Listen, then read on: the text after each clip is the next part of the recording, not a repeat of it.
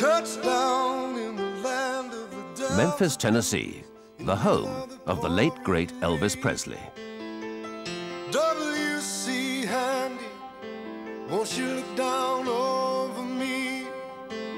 Yeah, I got a first-class ticket, but I'm as blue as a boy can be. Then I'm walking in Memphis, just walking with my feet 10 feet off a beam. Walking in Memphis. Here, for the first time, Elvis's closest friends and confidants, known as the Memphis Mafia, tell their own emotional story of Elvis's last few hours on Earth. I turned him over, and I knew he was dead. I just knew it. Needless to say, a lot of times I've listened to an Elvis song and just broke down, you know, and cried. Elvis took drugs because he liked them. Everybody thinks he's trying to escape anything. He just fucking loved them. And I get pissed off with the people that helped contribute to it. But I get pissed off at Elvis. He was a smart man, he knew what he was doing, but he denied it. I threatened the doctor. I said, if I ever see this man in this shape again, I will go all the way. Colonel Parker walks up to me. We stand toe-to-toe, and he stares coldly into my eyes. He says, the only thing that's important is that that man is on stage tonight. Nothing else matters. Nothing.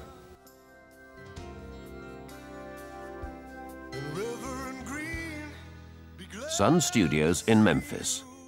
It was here 50 years ago that rock and roll was born. And so began the legend that is Elvis Presley.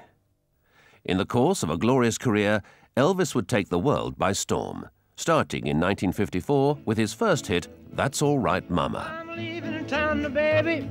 I'm leaving town for sure. Well, then you won't be bothered with me hanging around your door, but that's all right. That's all right, now, mama, anyway. Elvis was a very, very shy, retiring type individual. He didn't like to be around new people. He didn't trust them. He trusted us. We were a source of comfort. He could be what he wanted to be around us. He could be himself. If there was an Elvis himself, and it was around us. Elvis did not make friends easy. He just didn't like to do it. And with us, he didn't have to do it. And with us, we all could be what we wanted to be, and he could be the same. 3 p.m. Thursday, the 15th of August, 1977. Elvis is preparing for yet another back-breaking tour, the second tour of that year. Elvis's girlfriend, Ginger Alden, didn't want to go on tour with him. Ginger was just 21 and not prepared to bow to his every demand, something Elvis was used to, even during his doomed marriage to Priscilla. I'd be lost without your love. Over the years, his Memphis Mafia had supplied him with a string of compliant girls. If you've got wealth and looks, they're really going to come. And they're going to come fast and hard. And what you have to do is on a continual basis weed them out. Because you got to weed the squirrels out from the lambs. And the squirrels cause you more trouble than a lamb ever caused you. Not because they eat a lot of nuts, but it's because they, they're crazy, and this is the problem. He was so charismatic that he would draw, he was like, they were like moths flying around a flame. The girl of my best friend.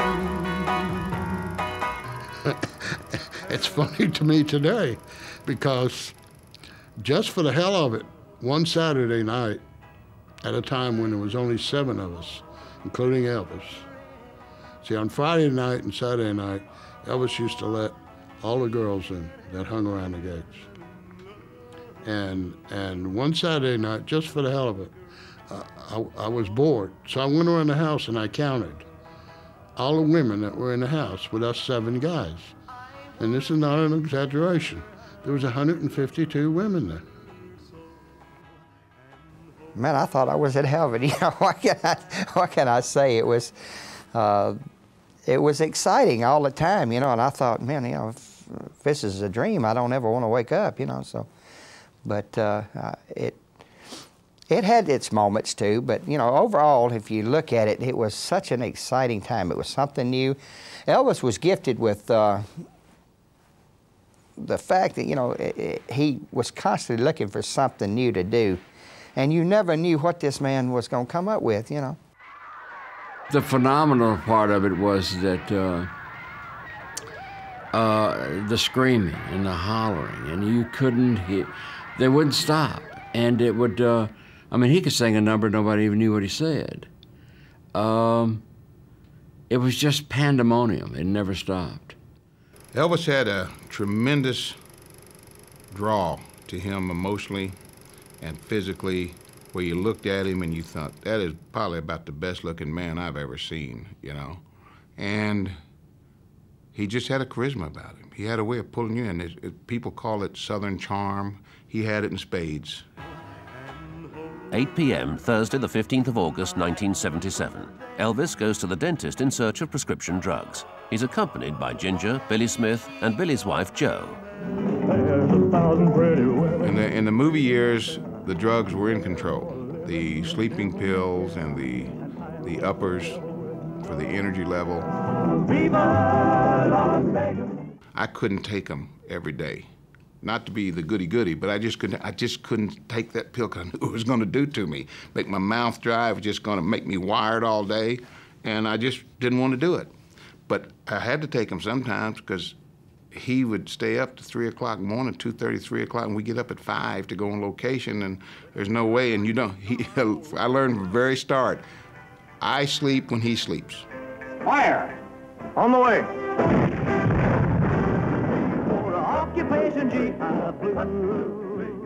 The guys around Elvis, we were just, you know, we stayed wired up all the time. We didn't go to bed till, you know, 2 o'clock in the evening, and it was tiring after a while, and so we'd take a little speed to stay up the next day, and a lot of times we couldn't go to sleep because we were high, and we had to take a sleep pill to go to sleep.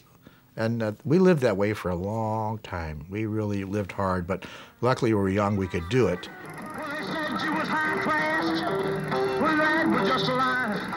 Amidst the fun and games, there were already warnings of what excessive drug use would bring. One time, I forget, we were going so hard that Elvis started getting a bloody nose. And we went to the doctor, and the doctor said, you guys need to get some rest. His resistance was getting down, and he kept getting a bloody nose, so we had to rest for a couple of days. Elvis did everything to excess. He had massive appetites for food, sex, drugs, and rock and roll. He approached his search for spiritual serenity in the same enthusiastic way. Larry Geller was Elvis's personal hairdresser and spiritual guru. Elvis had a beautiful head of hair. I mean, the man had everything. He even had the hair. It was a little fine. It lacked body, but he had a beautiful head of hair. And I remember I sprayed it, and I was molding it, and I said, so what do you think, Elvis? And he said, oh, great, great, great. And he swirled around in his chair. He looked and said, but I want to ask you a question. My hair is great, but what's more important to me is this. What are you really into, Larry? What are you really all about? It really threw me for a loss for a moment. I mean, here's a person who was totally straightforward. And I said, Elvis, I mean, you know that I work with celebrities and I do their hair. This is what I do for a living. But what's more important to me than anything else is my search for truth, to find the purpose for living. I said, look, I know you're Elvis Presley, you're the biggest star in the world. I know this must sound corny to you. He said, wait a minute, Larry, wait. That's not corny at all. You have no idea how I need to hear what you have to say about this. Please, man, just keep on talking. And I did. The Self-Realization Park, which is close to the ocean in Southern California, in the Pacific Palisades, was a place that Elvis loved to visit. And the monks that lived there became friends with Elvis. And Elvis would love to just leave the world, walk around the park, enjoy the serenity, and people left him alone. They recognized him, because a lot of people do go there, It's a very special place, and nobody bothers anyone. Elvis would go into the chapel and he would meditate. We would go in the back and speak with some of the monks. They would reveal and explain certain experiences that they would have. We'd walk around the lake. Elvis loved the park. He said, look, how come I having an experience? I want to feel God. I said, well, Elvis, look, it doesn't happen like that. When you want something, you want it now and you expect it. You have to be patient and you have to surrender your ego. In his latter years, Elvis embarked on a punishing touring schedule, organized by his manager, Colonel Tom Parker. He didn't like the idea of doing, 2 shows a night, sometimes 3, 7 days a week, and it bothered him. And it festered and festered and festered. It's like when I called him from LA when we were going to do that last tour. And I said, you just need to shut it down. I said, fuck the tour. I said, cut it off. Let's just, I said, let's just cancel this tour out. And he said, Lamar, I've got a payroll. Which, when you say that, you go, well, he's right.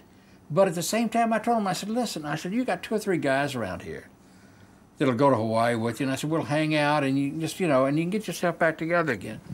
He said, let's talk about that after this tour's over. It sounds like a good idea. He didn't make it. With his records no longer selling, Elvis's only income came from these tours. And being 40 plus, he no longer had a huge following. He was teetering on the brink of financial meltdown. Touring paid the bills for now, but 50% of the income went to Tom Parker. The Colonel, too, was facing bankruptcy. Colonel Parker probably was one of the most degenerate gamblers I've ever known in my life. In Nevada, they used to say his money's not worth anything. He played roulette and would put chips on every number. He would play craps and bet the horn, the center. One night I was up about, I think I was up $50,000, $60,000. Remember, I was running the crap table crazy, and he came up and took my money and put it on don't pass. No, on pass. Yeah. No, don't pass. You threw a 7. And I threw a 7 and lost it all. 1 pop. And I wanted to throw up, but I couldn't. And I said, Jesus God, I said, I've worked my butt off here. I said, he said, how much did you start off with? I said, I started off with $2,000. So he counted out $2,000 and gave it to me. He said, now you're even. I went, God. But I mean, he was right. I was even. Colonel, I was Colonel even. gambled in a way. I only lost $2,000. We all have our little idiosyncrasies. That was and his. Was gambling. And I loved him to death, but he didn't play the game like you have to play it to win. I mean, he would go through with those on roulette, and he would drop 5 or 6 chips there, 2 on that one, 10 or 12 on this one, and that's whatever fell out of his hand. Yeah. That's what he'd do.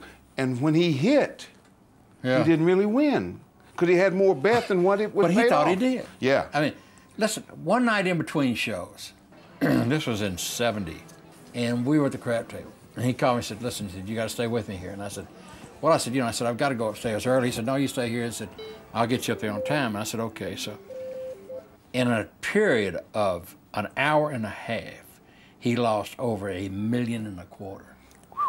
Come on back and let's play a little house so we can do what we did before. Now, baby, come back, baby, come. One night, I walked down to the casino. I just left Elvis. This was after his show. And I noticed there was a large group of people roped off, and they were all in front of a table watching someone gamble. And as I walked up, it was Colonel Parker, by himself at the table with stacks of chips. And he was playing the sucker's game of all games. It was called the Wheel of Fortune. And the odds of winning that game are the worst.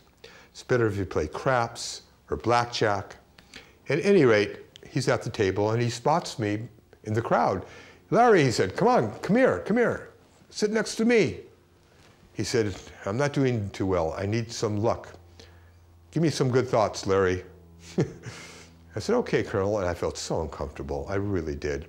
After about 5-10 minutes, I said, Colonel, maybe you'll do better now. I hope you will, but I have to get back upstairs because Elvis needs me. I told him I was just going to walk down for a few minutes. So I left.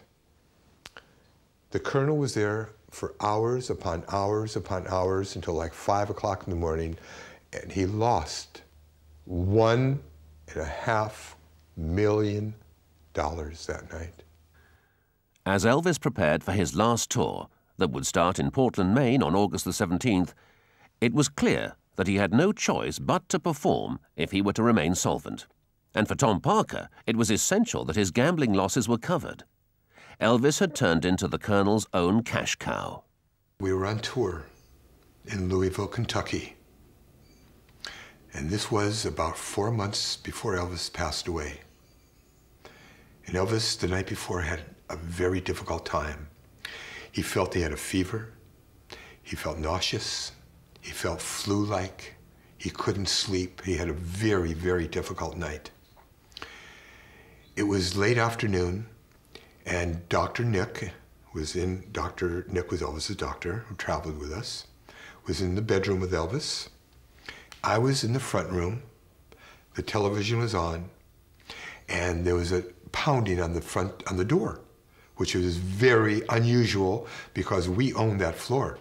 No one was allowed there. We had security cops positioned in front of the elevators. Everything was blocked off. So who would knock on the door like that? So I immediately walked over to the door, looked through the peephole, and there's Colonel Parker, who never came to visit Elvis on tour. I opened the door. I said, "Colonel." He said, "Where is he?" I said, "Well, he's in the bedroom. Let me tell him you're here." He said, "No, I'm going right in." So he, with his cane, he walked past me. He opened the door, and this is what I saw. Dr. Nick was holding Elvis's head. Elvis is in the bed, semi-conscious, almost comatose. And he was moaning. He was in such bad shape. And Dr. Nick was dunking Elvis's head into a bucket of ice water to revive him. The door closed. And I thought immediately, okay, this is good. This is good. Now the old man, Parker, is going to see what's going on here. He's going to see how bad, the bad shape Elvis is in. And he's going to do something about it. I mean, he can't allow this to go on. It's inhuman. 90 seconds later, the door opened up. Colonel Parker walks up to me and and I get up. We stand toe to toe, and he stares coldly into my eyes. He says, "Now you listen to me. The only thing that's important is that that man is on stage tonight. Nothing else matters. Nothing." There's a lot of them. I can't think of any right offhand. I like to live up to my reputation of being a nice guy. This is it, folks. Beautiful, baby. While committed to a hectic touring schedule at the behest of the Colonel, and with mounting financial and physical problems, Elvis and his mafia had become more and more isolated from the real world. Well, I knew over the years Elvis was very isolated from the outside world. We didn't know what was going on the outside. We very seldom read the paper. We watched a lot of sports, a lot of TV shows. We didn't hardly watch the news. We were very, very much hidden from everything going on the outside.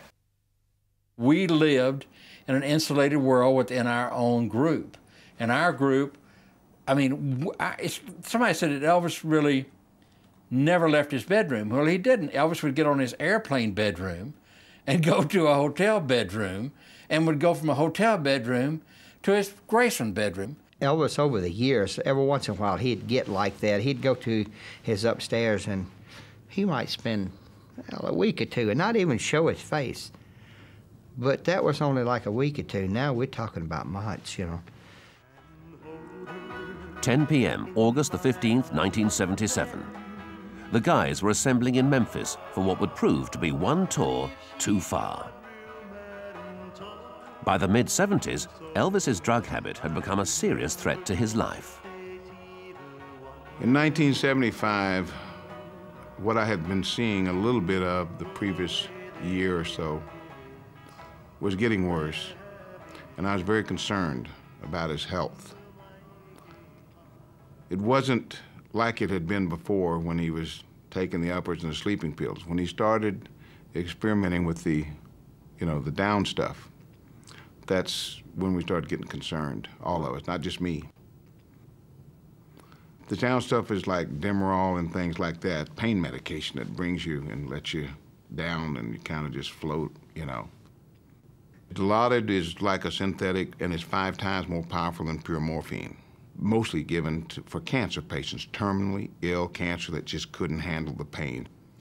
But see, in his mind were not illegal drugs. These were prescription drugs. Now, the doctor's writing them for him. He's abusing them, but they're not illegal drugs in his mind. I got a call from Elvis saying, "Jerry, can you help me?" And I said, "What are you talking about?" And he said, I'm on the floor, I can't get up. And I said, "Who's there?" And he said, "Nobody." So I ran downstairs. I don't know what car I got into, whatever. Went to the doctor's house, and sure enough, Elvis was there. This was a proud man. And, he was even proud around us. And this broke my heart. And he was on the floor. So we picked him up, put him in bed. His legs really just wasn't working. I was hurt, I was angry, and I waited downstairs for the doctor to come in. And I said, "What the hell is going on?" He said, "What are you talking about?" And I told him what I'd just gone through. And he said, "Well, this liquid diet, and we're not giving him any drugs, we're just giving him placebos." And I threatened the doctor. I said, "If I ever see this man in this shape again, I will go all the way." I go upstairs, and Elvis is on a stationary bicycle. He's going full speed. She probably hadn't been out of the bed in 4 weeks, right? And Charlie doesn't know what's going on. He doesn't know about my meeting with the doctor and everything. And damn it, Charlie, when you get your medical degree, you can start telling the doctors how to treat me. And he was furious. Elvis took drugs because he liked them. There was everybody thinks that there's some sort of supercilious situation where he would develop this thing of trying to escape anything. He just fucking loved them. He loved drugs. I'm talking when he would sit and say, and I'd sit down and say, "Elvis, you don't need to take all this shit." He said, "I need it." When a person has that mentality, there is no way you can stop them. They're going to do it, and that's the end of it. It's like I said, "I need a drink." You say, "No, you don't." "I need it." You can't. You're done. None of the guys were in any doubt. The drugs and ensuing health problems had changed Elvis both mentally and physically. Elvis had not been in good health for some time, and many of his physical problems were caused by his diet.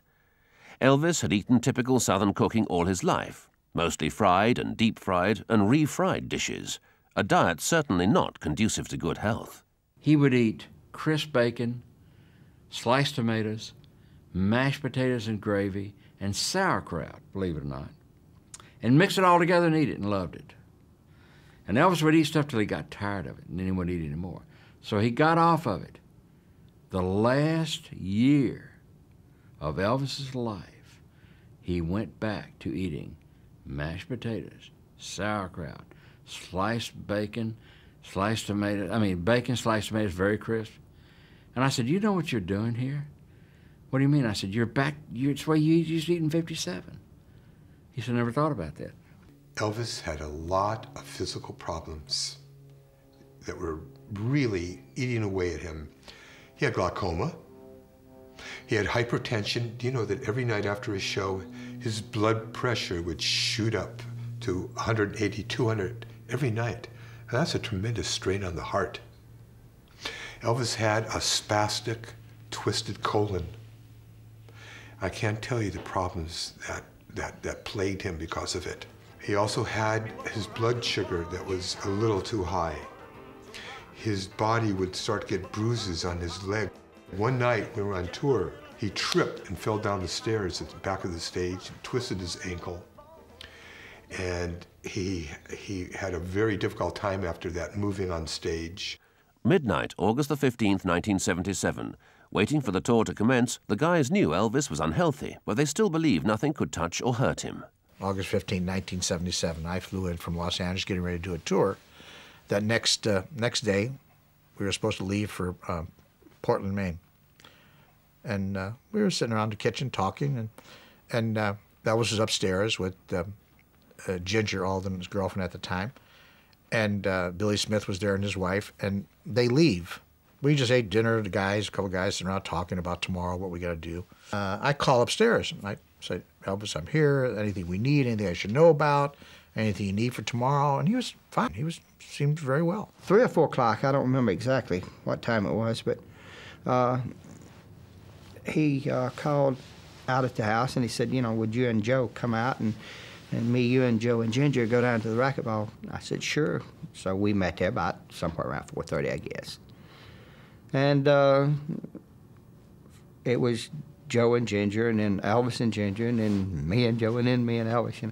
And then time it got to me and Elvis, well, it done got down to silliness. It was no longer a racquetball game. Though we were getting exercise, we were trying desperately to see who could nail the other one with a ball, you know. And then he finally swung so hard he missed, and he hit himself on his shin. And that ended the game right there. He went complaining about it hurting. So I raised his pants leg up there, and I looked at it, and I said, it's not bleeding. I said, it can't be hurting. Then he got into a kind of a melancholy mood. You know, he went to the piano, and he was playing different songs for Ginger and us. And then that lasted maybe, 15, 20 minutes. Lost in his music, it was as if Elvis was 21 again.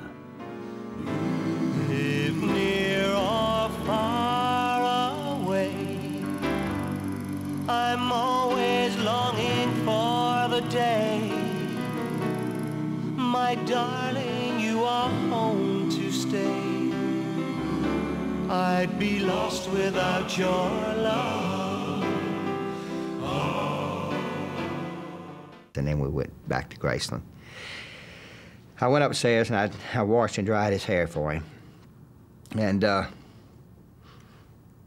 we talked in the bathroom. He even told me, he said, man, he said, I'm going to try to make this the best tour ever, you know. And he said, I'm going to try to go to sleep. I said, okay. I said, you need me, I'll be at the house, you know. And I assumed he was going to bed. His mood swings were more frequent. Elvis Presley was always an upbeat person. He really was, and I guess that's one of the things more that made you like to be a part of that, because he was, and then to see him have these mood swings, more frequent, and it was scary. It really was, and I didn't like it. To be honest with you, I just didn't like it at all.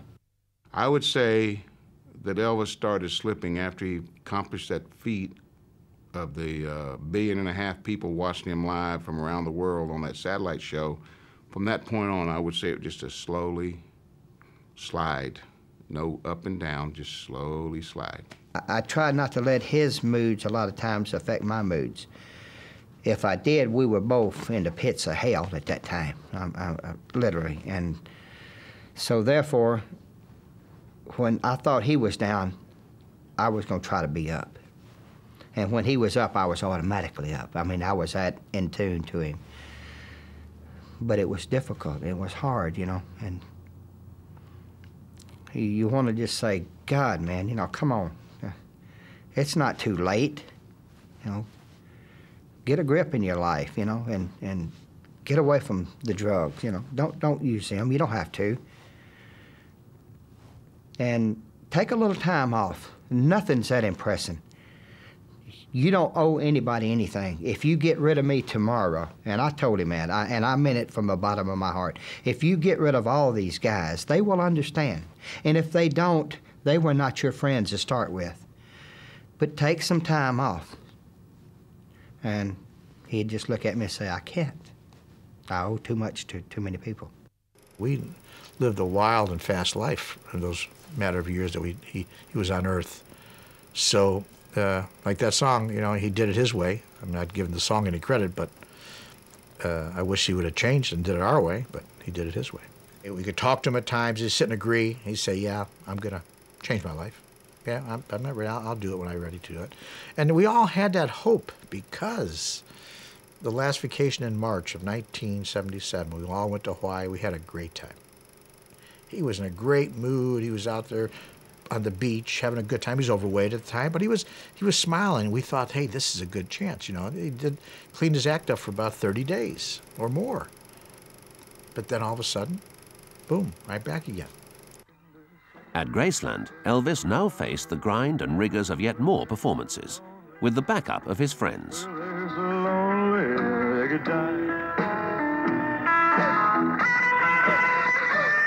None of them were happy. Elvis's decline had accelerated. When I see him on stage performing in the manner that he started performing there at the end, where he wanted to do the best show he could, but with what he was, nothing left. Where he was at, he was really burning, and the light was getting dimmer. I must say, this is painful for me, that when Elvis came on stage, he gave such a, I mean, the guy, whoever has not seen Elvis live has missed the greatest entertainer of the 20th century, the greatest star of the 20th century. But when I saw him, my heart sank because I knew that something was wrong. I could see it in his eyes. I saw it in his face. I said, he can't last like this another 5 years. We were all very frustrated. But we all could do, only thing we could do is that. We can't, he's 42 years old. You can't force this man to do anything. You know, people say, why did you guys have him committed? How could I have him committed? He's 42 years old. I can't have him committed. Even his father couldn't have him committed. You know, you can't prove he's crazy. Your hands are tied. Your hands are tied. I didn't lay back in the later years. That last year and a half, I didn't lay back. I said what I wanted to say.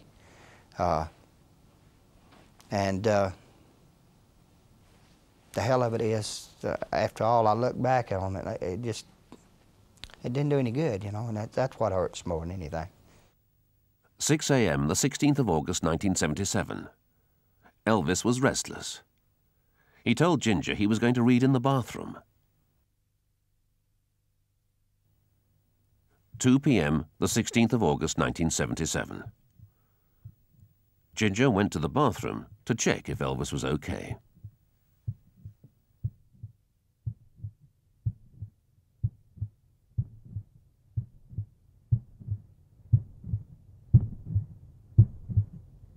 Got up the next day, came to the house about 12 noon, this is the 16th, and about 2 o'clock, the phone rings, intercom, and one of the maids picks up the phone, and it's Ginger. She says, come upstairs, I need help. Elvis fainted. So I ran upstairs. I go into the bathroom, and Elvis had fell over. He was laying on the floor. I turned him over, and I knew he was dead. I just knew it. But I was hoping he wasn't. I picked up the phone, called the operator. They didn't have 911 at that time, and said, we need an ambulance here at Elvis Presley's house, and I didn't tell him who it was. And meanwhile, I couldn't do mouth-to-mouth resuscitation because Elvis' mouth was closed shut. There was no way possible. There's rumors I did that, but somebody made that story up. I was trying to massage his heart as well as I could, and it just seemed forever. People were all coming up there, and it was pandemonium. The ambulance finally showed up, and it seemed forever, and I found out later it was like 20 minutes before they got there. We got him into the ambulance. The stretcher came, got him down in the ambulance. I jumped in the back of the ambulance. All the way to the hospital, we're talking to him, and we get to the hospital real quick, the Baptist hospital. Got there, and they rushed him into the emergency room. I tell you, it was tough. And 30 minutes later, about 30 minutes, I would think, doctor came into the room, and he said, Elvis has left.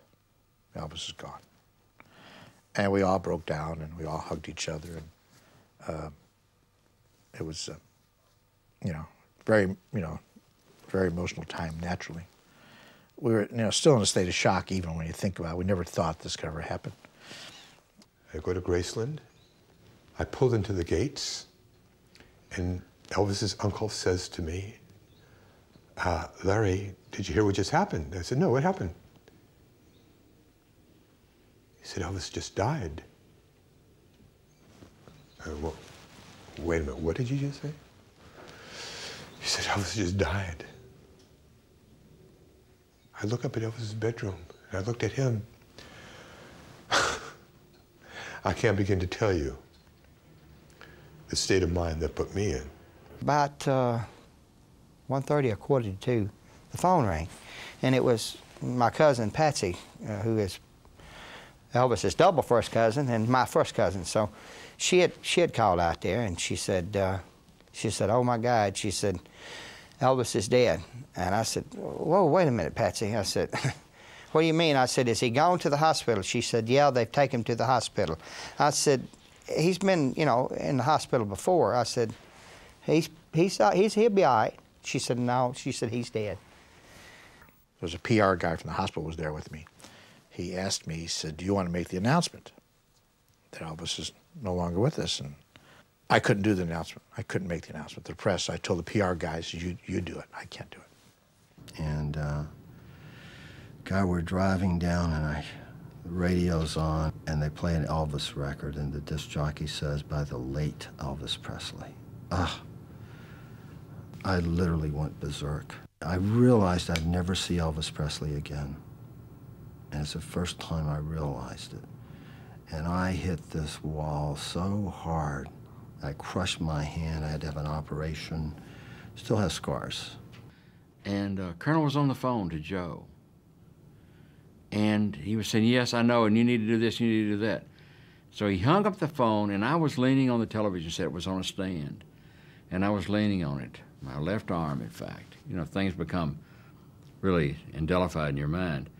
And he walked up within probably 8 inches of my face, 10 inches, and he said, "You got to go back to Memphis. Elvis is dead."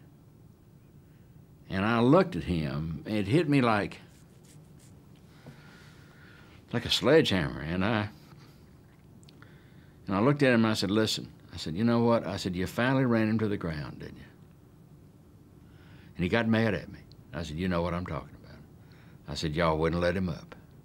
You kept working him. You kept working him." He said, "You need to leave." And I said, "Yeah, I'm going to leave to keep from knocking your damn teeth out."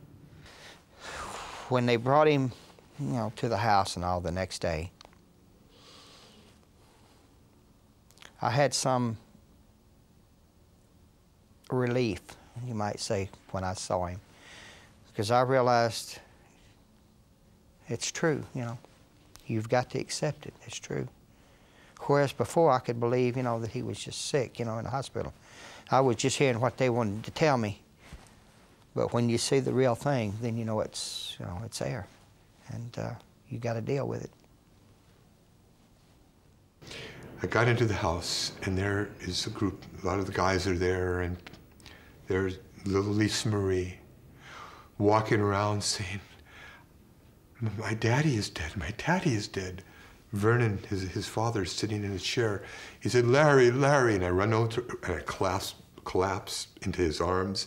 "What am I going to do? What am I going to do, Larry?"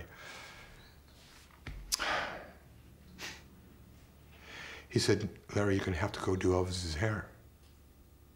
You got to go to the mortuary, Larry. You got to, he knows, how he would like to look." I said, "Don't you worry, Mr. Presley. Don't you worry. I'll go." And I would have never, ever thought he would have died. We all talked about it, but he's too strong. He was too strong of a person, we said. He's going to change his life. And he did. It was tough. It got to a point where a lot of guys didn't want to talk about it. I think that he had so much to give. And here it is, he hits the floor and died by himself. And I think that's horrible. I think that, nobody wants to die. And nobody wants to, especially die alone, I don't think. It'd have been so nice if we all could have been around him. But I mean, as it was, he fell forward on the floor and died. It's horrendous. I was led by these police officers into a brick building that was very cold, very dark. It was a long corridor. I walked down this corridor, and all I could hear was my heart beating, thumping, boom, boom, boom. And I stopped in my tracks because I saw what was in the other room. There was a table. I saw a body on the table with a sheet. I walked into the room. There was Elvis. I walked up to him. I stood right by his head on this side. Charlie Hodge stood on the other side. There was a few morticians in the room. And there was a silence for a long period of time. I just looked at that face, that beautiful, magnificent face. Now I had to do his hair. And the next shock kicked in. We were off tour for 6 weeks. We had a hiatus period. There was a regrowth, half an inch, so. All white hair. I didn't bring my dyes with me. I'm thinking, oh my God, what am I going to do now?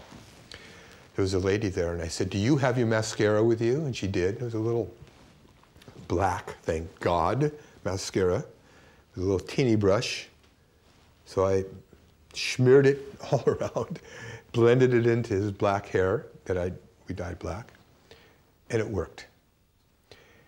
It took me a good 45 minutes to an hour just to prepare his hair, because first of all, Elvis was lying horizontally. His life force left the body, so there was nothing there. So I had to work on it, work on it, work on it, which I did. At a certain point, the morticians who were applying makeup to his hands and his upper body like they do, they pulled the sheet down. And Charlie Hodge screamed. He said, what the hell are you, how could you do that in front of us? So the crisscrossed autopsy scars. They covered it back up. And over the years, you know, the big story, Elvis might be alive. Oh, how I wish that was true. I worked on his body. And I've worked on his body thousands of times. It was Elvis Presley. That's it. There's no doubt about it.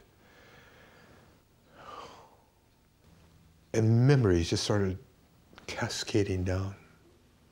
Memories of the first night that I met Elvis, telling me how I must have been plucked out of the millions and millions of lives to be Elvis. There has to be a reason. And things of the last 13, 14 years. It was so unbelievable, so surrealistic. At a certain point, I thought, no, wait a minute, this isn't real. He's sleeping. He's going to open his eyes. He's going to imitate Chief Inspector Clouseau from the Peter Sellers Pink Panther movies. Elvis knew all the lines. He was going to wake up and sit up and say, hey, what the hell's going on here? Let's get back to Graceland. No. I understood exactly what was happening. I understood this is the corpse of Elvis Presley, and his life force, his soul is not in that body anymore. Vernon Presley, Joe Esposito, and a few of the guys, Jerry Schilling and a few others, we walked up to see Elvis for the very last time, because now he's going to be interned. Someone took his TCB ring off, and the lid of the coffin is coming down, and I'll tell you right now, purposefully, consciously, right before the lid came down, I put my hand in, and I put my hand right on his forehead and said goodbye. And I wanted to be the last person to touch him. The lid came down, and I was. The funeral, during the funeral, some weird things happened, you know. We got ready to load the casket into the hearse. After we loaded it and all of a sudden this tree limb broke. and made a hell of a sound, really did. Made a crashing sound. It was not that big a tree limb, but it was big enough. And to look at it, it looked green. It didn't look like it was rotted and fell. It looked, everybody kind of looked at each other, and of course, I think, I think Lamar said something, you know, said, well, he's still at work or something like that, you know.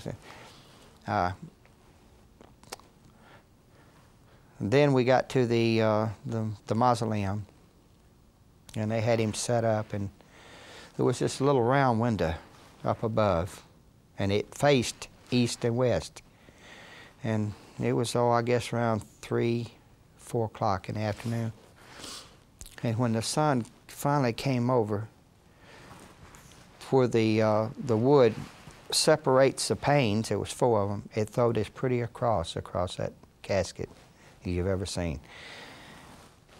Of course, I can't tell you the cold chills that run across my body, you know, from the thought. You know, my best friend is dead. No matter what you want to say, that's the biggest loss to me I've ever had. And we can say he had a good career, we can say this, we can say that, but the guy's dead. It was that rocket ride with Elvis that we went through. It was such a part of life, you know, and a fascinating one at that. And you can't just turn that on and off when you get ready. There's times when it'll hit me and I'll just, sometimes it's happy, sometimes it's sad.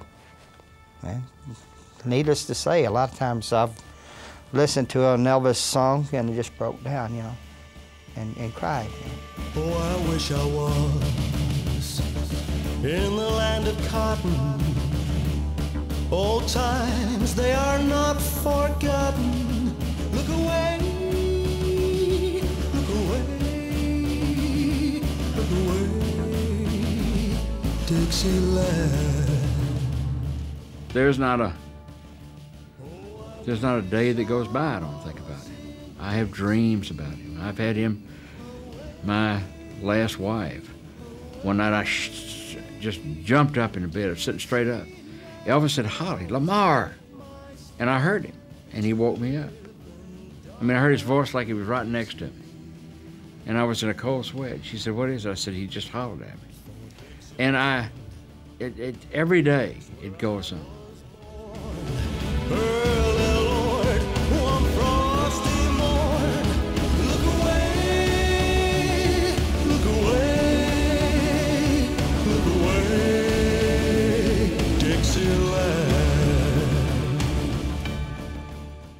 Still get very pissed off about it.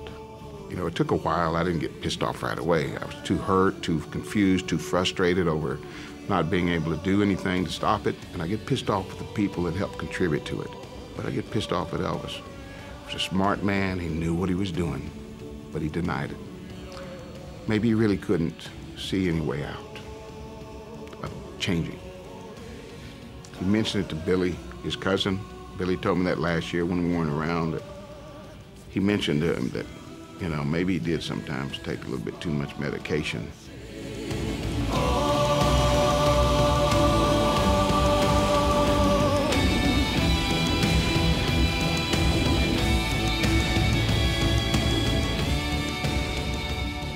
I was angry about his death. Elvis, I thought he had no right to die. I thought he had no right to die at that age. I think that he left too much on the table. If anybody ever left too much on the table, Elvis did. Bound to die, but all my trials, Lord, soon be over. I just flashed back to all the good times we were having there. You know, the parties up at the pool and smiling and laughing and having good times, but it's never going to happen again.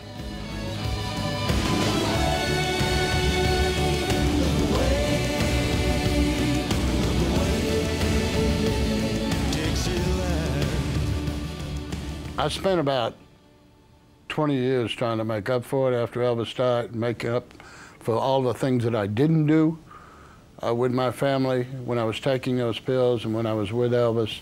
I'm not very proud of those things. But that was the way of life we had. It was a mentality that Elvis really set, and of course we didn't have to go along with it, but we did, is that the life it belongs to the guys and not the wives. And he excluded the wives a lot in what we did, but that's really no excuse for me.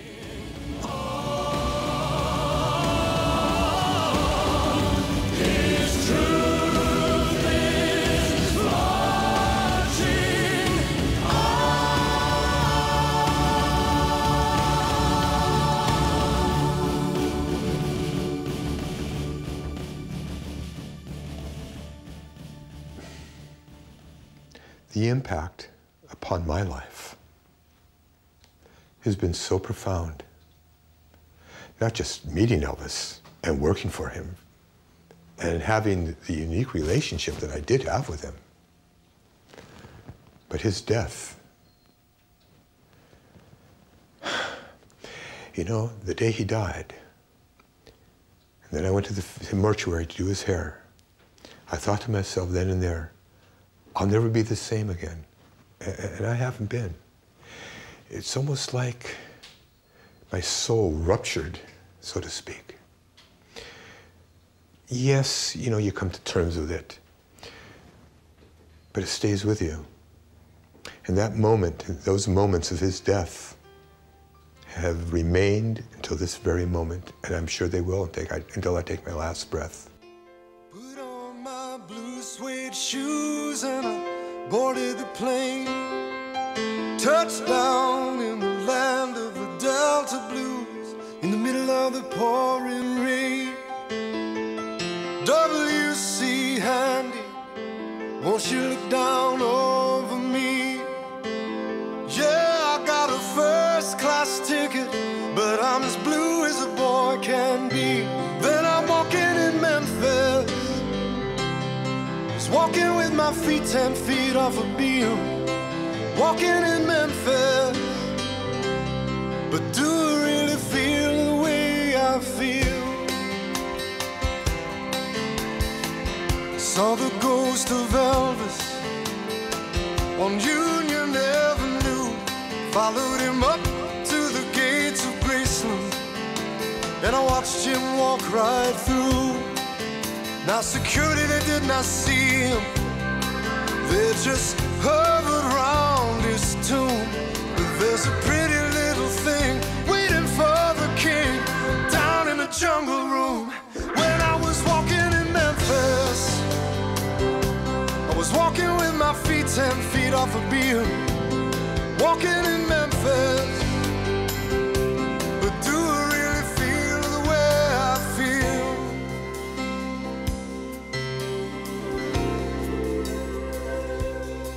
They've got catfish on the table,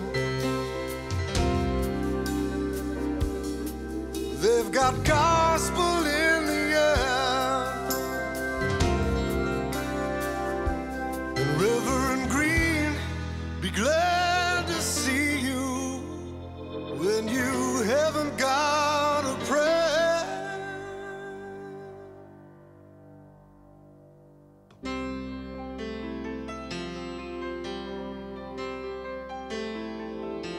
Put on my blue suede shoes and I boarded the plane. Touchdown in the land of the Delta Blues, in the middle of the pouring rain. Touchdown in the land of the Delta Blues, in the middle of the pouring